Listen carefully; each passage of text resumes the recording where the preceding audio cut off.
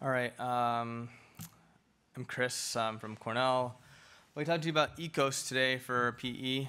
So we'll get started on that. These are my disclosures. So endovascular approach for PE management. So the PE thrombolysis goal is to reduce the thrombus burden that is not achieved with anticoagulation alone. Reduce right ventricular strain, reversal of the RV afterload, improved pulmonary perfusion, and decreasing the risk of developing CTEPH. So what is ECOS? So it's an ecosonic endovascular system. Three components. It's the intelligent drug delivery catheter, and then a removable microsonic device containing multiple small ultrasound transducers distributed over the treatment zone, and then the actual ecosonic control unit. Thrombolytic agent is delivered via the infusion catheter, and it contains an ultrasonic core wire that delivers high-frequency, low-power ultrasound waves into the thrombus. So that's what distinguishes ECOS from just a regular plain old infusion catheter, Craig-McNamara or something like that. Ultrasound causes fibrin strands to thin and loosen, which allows for greater exposure and permeability of the lytics.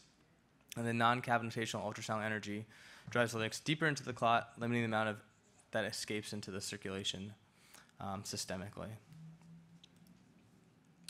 So here's a picture of fibrin protein strands before and after ECOS. You can see that with ECOS, it unwinds and thins the fibrin strands, allowing for more surface area for the lytics to get infused and dissolve that clot.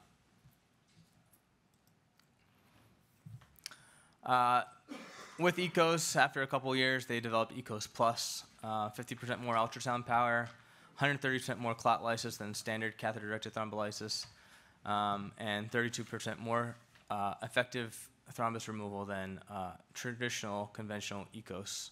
So you can see that graph here on the right. ECOS has 75% more lysis than regular catheter-directed thrombolysis, and then when you compare it to ECOS Plus, 137% more than catheter-directed lysis and 32% more than ECOS. Here's their product list that they put out. So they've had various treatment zones. A lot of it's for the treatment lengths vary between PE and DVT work. And then the ECOS Plus system is similar to the traditional one, but larger French sizes for working lengths.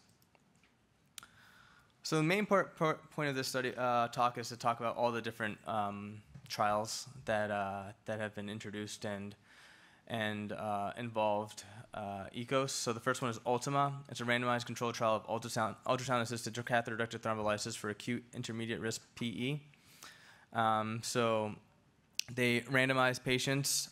30 got randomized to just unfractionated heparin plus ECOS, and then 29 just with unfractionated heparin. And then there's the infusion protocol here on the left.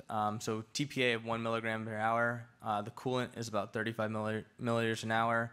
They're monitored in the intermediate step-down units or the ICU. After 5 hours, they reduce the TPA infusion to 0.5 milligrams per hour.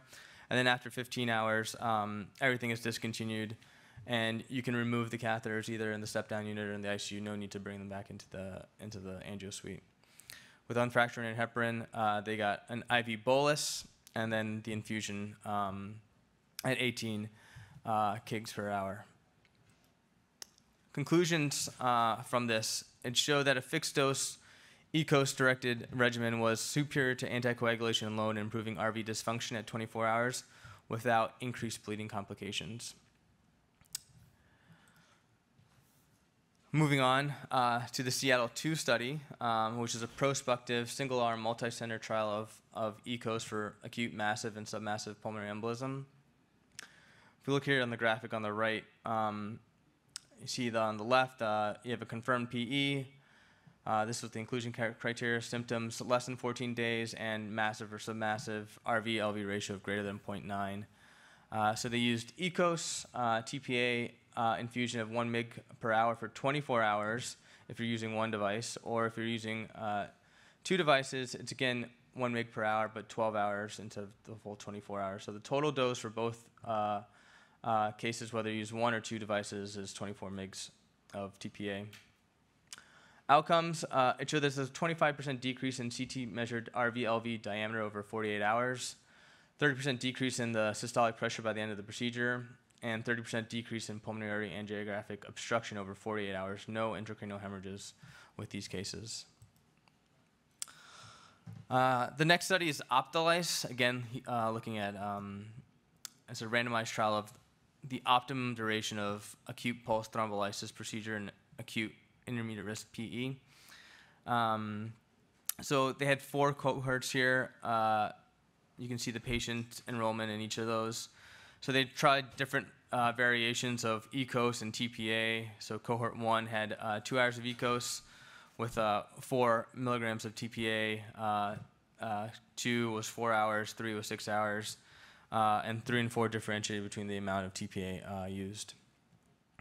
So here are the reductions in RV-LV ratio between the 4 cohorts. They're pretty much similar in all 4 cohorts. So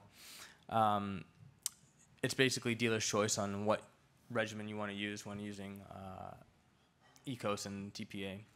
So what's the technique? Access into the venous system, you can use IJ or femoral. I prefer femoral. I think a lot of people like IJ because it's easier to get into the right heart that way. You have to decide whether you're going to use unilateral or bilateral treatment. Dual lumen sheaths or dual puncture, and then you need a long sheath to get to the outflow. You don't want to struggle getting your catheters into the right heart multiple times, so the long sheath helps to assist that. It's also useful in helping measuring PA pressures during the case, and then when in the step down or ICU, you can just take PA pressures off of that, hooking up to a transducer. Selecting the PA, everyone has their own different techniques. You can use a multitude of catheters. Unlike thrombectomy devices, you don't have to really worry about using a pigtail or a Grolman. You can get in with just a Cobra because these catheters are very small, unlike the thrombectomy devices where they're large French and you have to worry about going into the Purkinje fibers. I like to use an angled pig. It allows me to get into it, and then if I'm using thrombectomy, which others will talk about, I know that I'm not going through Purkinje fibers. So once you're catheterized, you get into the left or right PA. You, by default, always get into the left easier than the right. Stiff guide wire is used to exchange the selective catheter, and then you exchange it out for your ECOS catheters.